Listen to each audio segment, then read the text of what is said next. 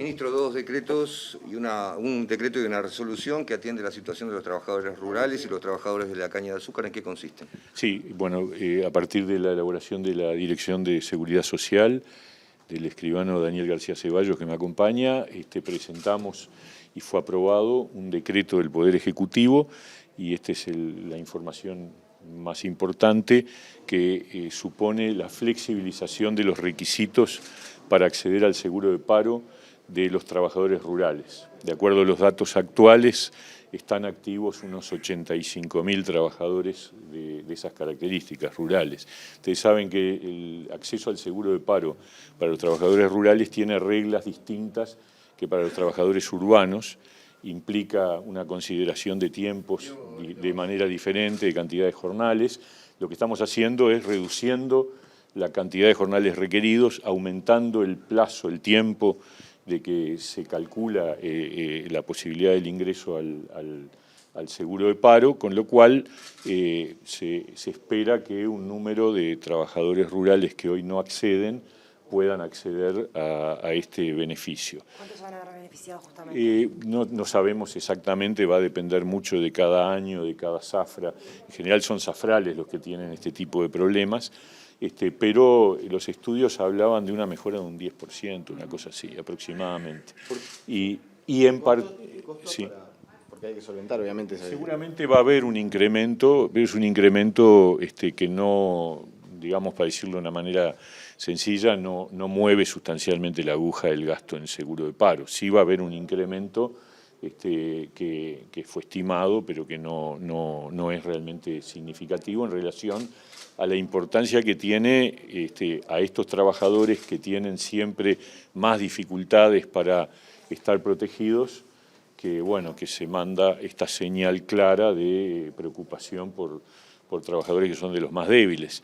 Y en particular para el caso de los cañeros, que esto es una resolución ministerial que tiene plazo de un año, son unos 900 trabajadores de la caña de azúcar, que se reduce aún más los requisitos de ingreso, porque la zafra de la caña tiene algunas peculiaridades que determinan que no sea tan fácil alcanzar los jornales requeridos. Capaz que para los detalles le pido a Daniel. Sí. Una sola ampliación. ¿Por qué se hizo necesario tomar esta decisión? Nosotros veíamos que había una inequidad en el trato de las normas de seguro de paro entre el trabajador rural y el trabajador urbano, y que muchas veces terminábamos, digamos, presentando proyectos de ley para seguros de paro especiales por situaciones coyunturales de algún tipo de producción, y de repente con esto encontramos un camino más justo y además más accesible para muchos trabajadores, ¿no? Doctor, concretamente, ¿en qué consiste esta modificación? A ver, la normativa vigente que regía hasta que se aprobaron estos decretos es del año 2001. A partir del año 2001, hasta la actualidad, las condiciones laborales de los trabajadores rurales han variado. De estudios del Instituto de Economía y luego a solicitud del Ministerio de Trabajo, de la Asesoría Económica y Actuarial del Banco de Previsión Social, se hicieron informes planteando las debilidades que tenía ese sistema o ese régimen, que estaba no logrando el objetivo que se quería de amparar a los trabajadores rurales. En virtud de eso, se hicieron una nueva normativa en la cual, en detalle, antes exigían un determinado número de meses trabajados en un periodo de 24 meses, ahora se rebajan los meses a trabajar y se aumenta el periodo a 30 meses que se tienen que pedir, y además se contempla la situación que planteaban los informes de los trabajadores jornaleros. En la actividad rural se ha producido un incremento de los trabajadores jornaleros con relación a los mensuales. Estamos hablando de que casi el 56% aproximadamente de los trabajadores rurales son jornaleros y el resto son mensuales o destajistas.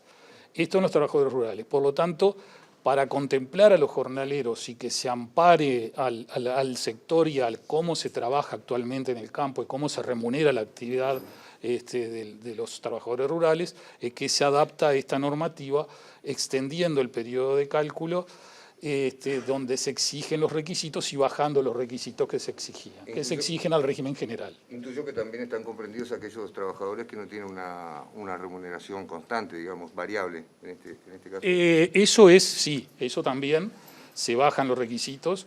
De tener 12 BPC en 6 meses en los últimos 30 meses, pero se baja a 9. Y en el caso de los cosechadores de caña de azúcar, que son aproximadamente, por zafra, las zafras duran aproximadamente 4 meses, el pico de la zafra, son aproximadamente 1.500 trabajadores. En ese caso se reduce las bases, los ingresos que tienen que percibir esos destajistas, se bajan a 9 BPC y a percibir en 4 meses. Entonces, por lo tanto, tanto a los trabajadores rurales como a los cañeros, que son una categoría de trabajadores rurales, se les va a hacer más fácil acceder al subsidio por desempleo y además renovarlo, volver a acceder luego, que eso era un impedimento que también tenían. Ministro, le cambio de asunto y le pregunto por la situación de la empresa COPSA, que hoy estuvo negociando en el Ministerio de Transporte. ¿Cómo está la situación y cómo ve el Ministerio de Trabajo lo que está sucediendo? Sí, estamos al tanto, pero no estamos participando directamente. Es una cosa que se está trabajando justamente, como tú decías, en el Ministerio de Transporte. Obviamente es una empresa que venía con algunas dificultades en cuanto al pago de haberes y están encontrando alguna alternativa para resolver el conflicto. Tengo entendido que había avances en las conversaciones. Es en este momento, dentro del rubro de transporte de pasajeros, el caso que está en situación de conflicto. El resto, hubo un preacuerdo, hay una asamblea en esta tarde de parte de los trabajadores de la UNOT para ratificar o no el convenio, el preacuerdo, pero tengo entendido que había una postura favorable, ¿no? Por lo tanto, uno espera que no haya dificultades en el transporte, excepto esta que acabas de mencionar. En ese sentido, en el preacuerdo que se formuló el viernes pasado, ¿se contempla el ajuste salarial y la recuperación salarial que piden los trabajadores? Se le dio una respuesta que fue aceptada por los trabajadores, por lo menos por los dirigentes, y que está siendo objeto de análisis, que implica reconocer un periodo de 4 meses previo a julio, o sea, a la 9ª ronda, que había quedado en un vacío. Y por lo tanto lo que se hace es retrotraer el aumento de julio al 1 de marzo, y con eso se alcanzó un preacuerdo.